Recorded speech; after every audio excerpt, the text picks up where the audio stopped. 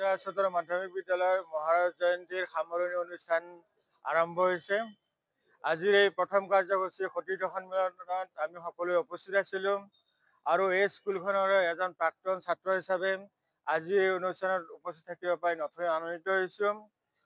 যোৱা পৰহি অসমৰ মাননীয় মুখ্যমন্ত্ৰী মহোদয়ে বেজৰা উচ্চতৰ মাধ্যমিক বিদ্যালয়ৰ নৱনিৰ্মিত ভৱনটো আনুষ্ঠানিকভাৱে উদ্বোধন কৰি ৰাইজৰ বাবে ছাত্ৰ ছাত্ৰীসকলৰ বাবে আগবঢ়াই দিছে।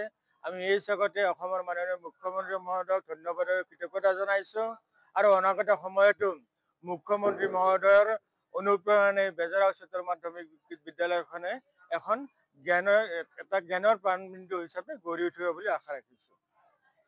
বেজৰা উচ্চতৰ মাধ্যমিক বিদ্যালয়ৰ মহাৰাজা জয়ন্তী উদযাপিত হৈ আছে। আজি আমাৰ উদযাপনৰ প্ৰথম দিন। ইতিমধ্যে আমাৰ প্ৰাক্তন ছাত্ৰ তথা মুখ্যমন্ত্ৰীৰ বিশেষ কৰ্তব্যৰত বিষয়া কোৱাৰ নিচিনাকৈ আমাৰ 19 তাৰিখৰ যিটো প্ৰগ্ৰেম আছিল, ডক্টৰ হিমন্ত বিশ্ব শৰ্মা আহি আমাৰ নতুন ভৱনৰ দ্বাৰ উন্মোচন কৰাৰ কথা আছিলে আৰু তেখেতে সেই কাৰ্যসূচীটো বিশেষ অসুবিধাৰ বাবে 15 তাৰিখতে সমাপ্ত কৰিছে আৰু আমালৈ উক্ত স্কুলখন আমালৈ উৎসৰ্গিত কৰিছে। আৰু আমি ভাবিছোঁ পৰৱৰ্তী সময়ত আমি এই বিদ্যালয়লৈ আহিম আৰু তাত ক্লাছসমূহ নিয়াৰিকৈ চলাই নিম। আৰু ইয়াৰ লগে লগে আজিৰ কাৰ্যসূচীখিনি আমাৰ সমাপ্ত হ'ল। গধূলি আকৌ আমাৰ কাৰ্যসূচী আছে। কাইলৈ আমাৰ বৰ্ণাঢ্য সাংস্কৃতিক শোভাযাত্ৰা আছে।